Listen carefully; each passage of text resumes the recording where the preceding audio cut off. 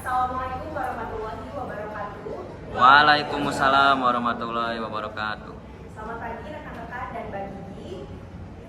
Pagi. Kali ini kami dari kelompok 3 akan membahas salah satu poin, yang ini adalah hukum diplomatik internasional. Sebelum kami akan membahas beberapa poin-poin penting dari hukum diplomatik internasional, izinkan saya untuk memperkenalkan kelompok kami. Kami terdiri dari 7 orang. Yang pertama ada Zara ASEAN, kedua Lisha, ketiga Hedi Bayrani, keempat Karazain Nabila Hanun, kelima Najwa, keenam Raffi Putra, dan yang terakhir Muhammad Sofajami. Selanjutnya kita akan membahas tentang beberapa poin penting, yaitu tentang perwakilan diplomatik, sanksi, penyelesaian pelanggaran diplomatik, contoh sumber negara, kemudian ada sumber diplomatik, asas-asas, dan juga berbagai definisi, fungsi tugas diplomatik, hak kewajiban diplomatik, kekebalan dan keistimewaan dari para pejabat diplomat, subjek hukum, dan juga pelanggaran hukum. Baik, selanjutnya kita akan mendengarkan penjelasan mengenai definisi dari hukum diplomatik internasional yang akan disampaikan oleh rekan saya. Jadi definisi dari hukum diplomatik internasional sendiri merupakan kumpulan norma dan aturan yang didasarkan oleh kesepakatan bersama bertujuan untuk mengatur hubungan diplomatik antara negara-negara dan hubungan diplomatik organisasi internasional. Nah, hukum ini mencakup berbagai prinsip, hak, dan kewajiban yang berkaitan dengan perlindungan dan penerimaan diplomat, perlindungan terhadap misi diplomatik, serta pengaturan interaksi diplomatik secara umum. Hukum diplomatik internasional sendiri bertujuan untuk memastikan bahwa negara-negara yang dapat menjalankan hubungan internasional secara efektif dan damai. Baik, selanjutnya kita akan menjelaskan tentang sumber hukum diplomatik yang akan dijelaskan oleh rekan saya. Sumber hukum diplomatik sendiri berdasarkan hukum diplomasi internasional yang tercantum pada pasal 38 ayat 1 Statuta Mahkamah Internasional. Yang pertama itu ada perjanjian internasional yang terdiri dari Konvensi Wina tentang hubungan diplomatik pada tahun 1961 dan juga Konvensi Wina tentang hubungan konsuler pada 1963. Yang kedua, hukum kebiasaan internasional. Hukum ini banyak aturan dalam hukum diplomatik berkembang dari praktik diplomatik yang konsisten dan diterima secara luas oleh negara-negara. Yang ketiga itu ada prinsip umum hukum internasional. Prinsip-prinsip itu terdiri dari non-intervensi dalam urusan dalam negeri dan negara lain. Terus yang keempat, keputusan pengadilan internasional. Yang kelima, doktrin dan literatur. Dan yang keenam adalah praktik negara.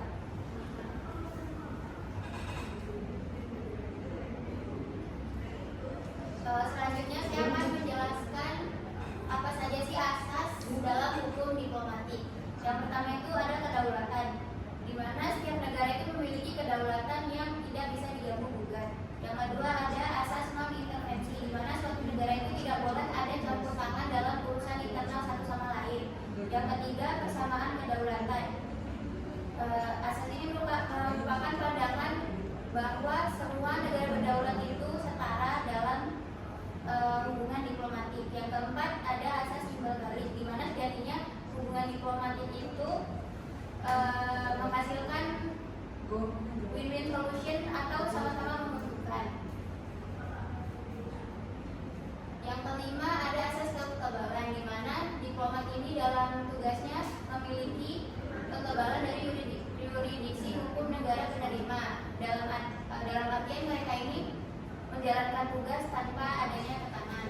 Yang keenam ada asas inviolability, di mana properti diplomatik yang dimiliki itu tidak boleh diintervensi kecuali ada izin dari negara penerima. Yang ketujuh ada asas kebebasan, di mana setiap diplomat itu bebas berkomunikasi dengan negara asalnya, termasuk menggunakan kode diplomatik dan kurir diplomatik yang tidak bisa diganggu-gugat. Yang kedelapan ada asas misi khusus, di mana sewaktu-waktu negara itu bisa mengirimkan misi khusus sementara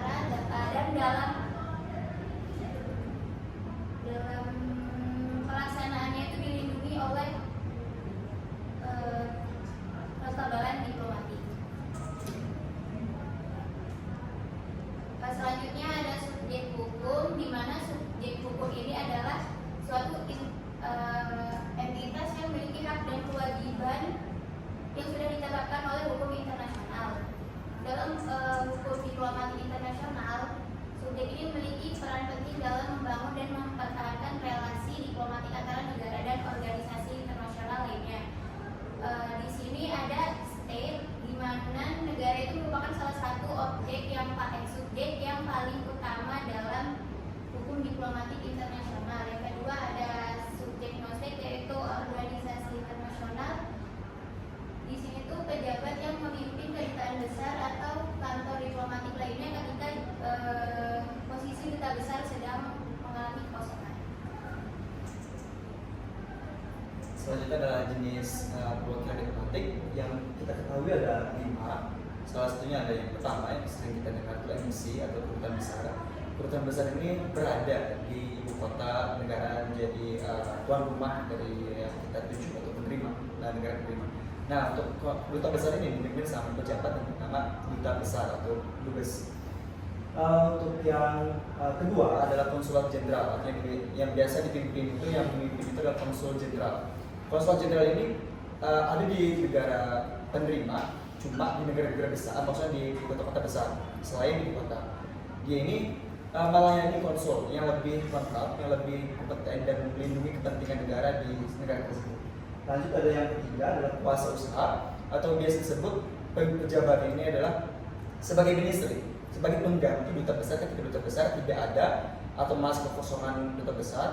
Kuasa usaha ini bagi menjadi 2, ada sementara dan tetap. Sementara itu jika duta besar selanjutnya itu dipilih, dia akan mengganti, sebelum duta besar dipilih baru, dia akan menggantikan duta besar. Namun dalam kondisi tertentu ada di mana duta besar ini dipilih secara lama, dalam artian belum dipilih secara lama, dia bakal ditetapkan sebagai kuasa usaha tetap. Lanjutnya ada konsulat. Bedanya konsulat jenderal sama atas diplomatik, ini merupakan pejabat pemerintah yang dikirim ke luar negeri untuk keperluan beberapa bidang, antara lain bidang keamanan, bidang politik, bidang ekonomi, maupun bidang lainnya untuk menghubungkan antara negara penerima dan negara pengirim.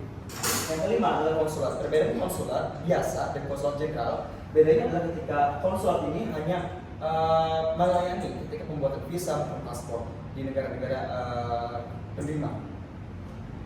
Selanjutnya adalah fungsi dan tugas. Fungsi ini ada 3 dan tugasnya ada 5. Fungsi ini sebagai perwakilan negaranya, representatif dari negaranya, negara asalnya, sebagai citra hubungan baik antara kedua negara. Yang kedua adalah berperan dalam menguatkan hubungan internasional, menguatkan hubungan antar negaranya, sehingga ini sebagai simbol perwakilan negara dan juga menjalani hubungan kedua negara lebih baik lagi.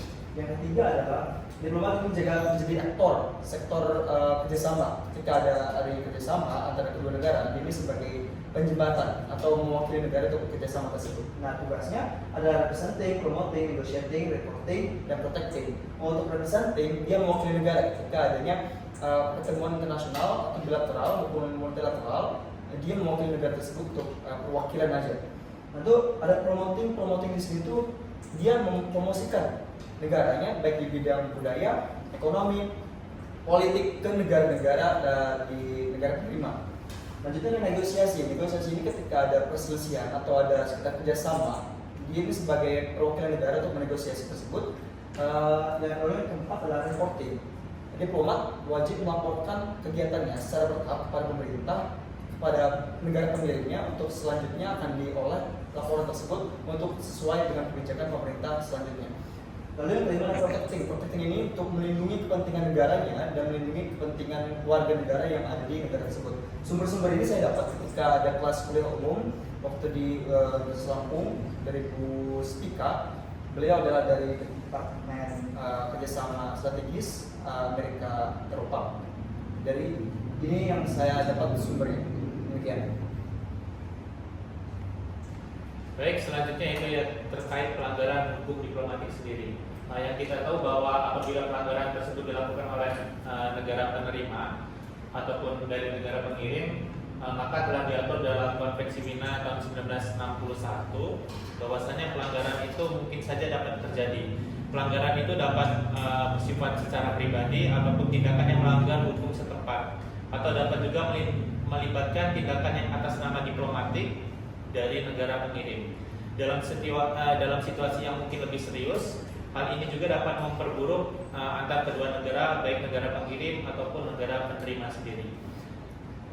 Untuk bentuk-bentuk dari pelanggaran itu, ataupun kita langsung lanjut ke sanksi. Sanksi itu ada namanya, dikenakan namanya persona non grata. Persona non grata itu apa sih?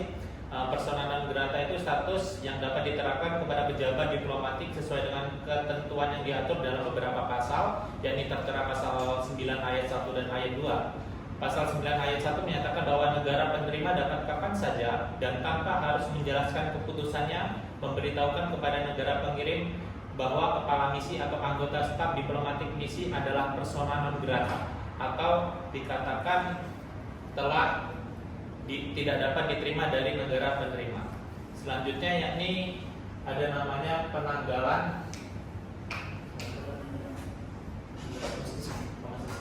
Selanjutnya itu ada namanya sanksi penanggalan kekebalan, atau kita sebut dengan pencabutan dari kekebalan diplomatik. Yang kita tahu bahwasannya pencabutan ini juga berdasarkan pasal 32 Konvensi Wina 1961. Kekebalan dan tuntutan hukum yang dimiliki oleh pejabat diplomatik dan orang-orang yang menikmati kekebalan tersebut dapat dicabut oleh negara pengirim, dan pencabutan tersebut harus dinyatakan secara jelas.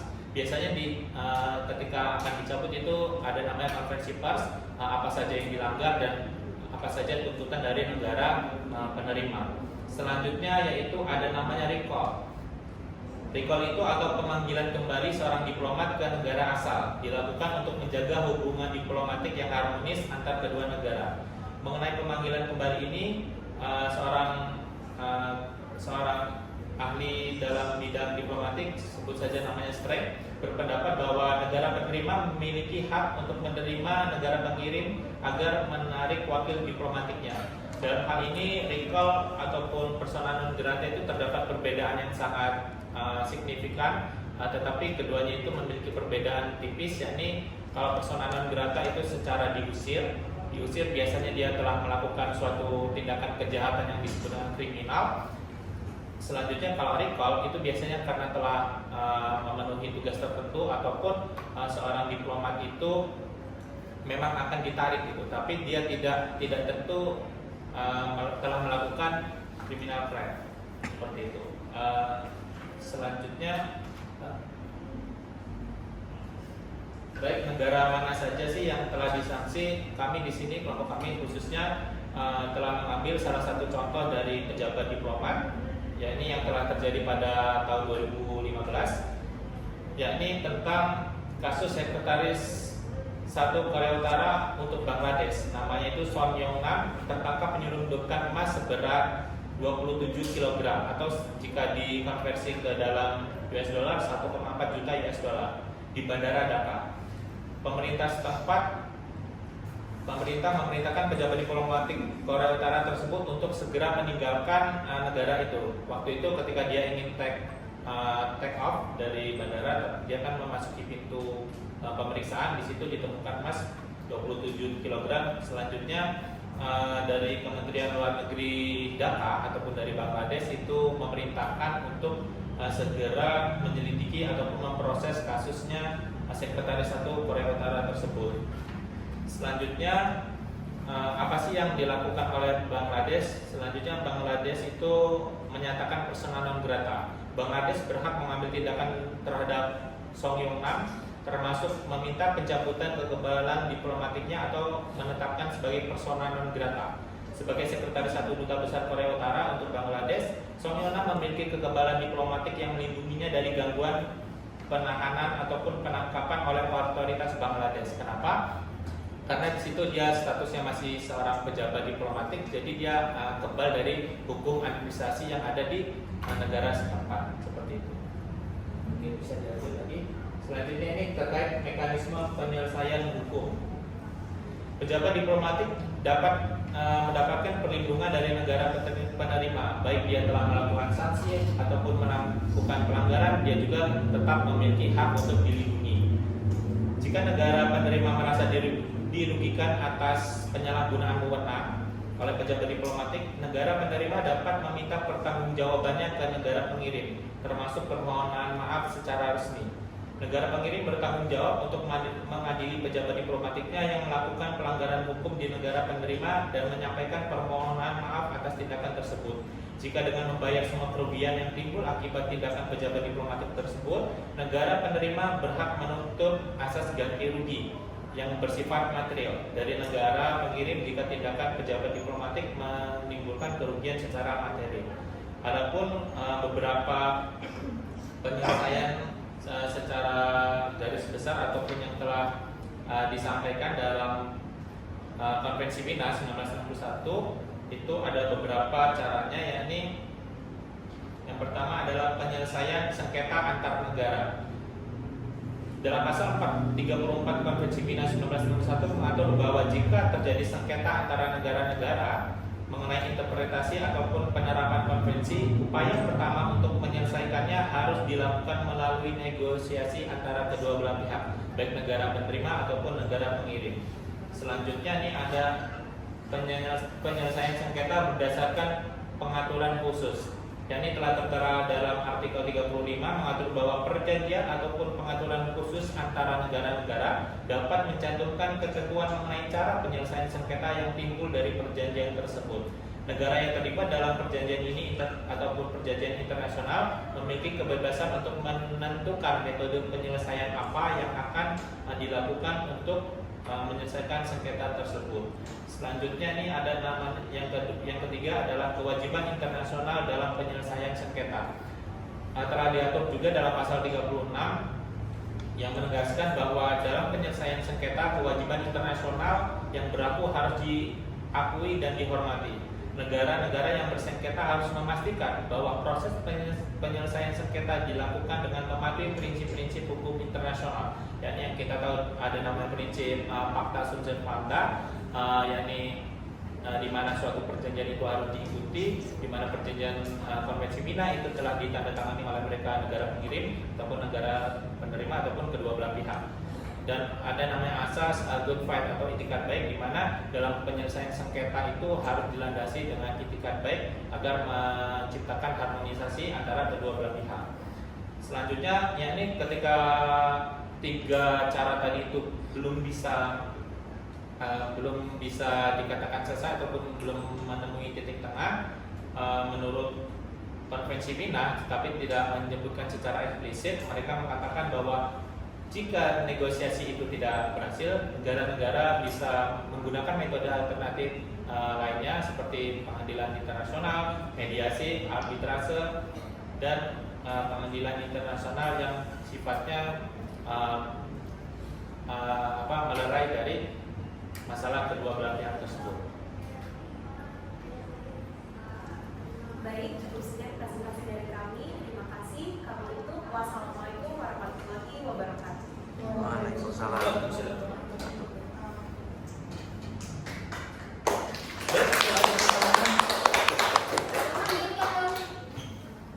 18.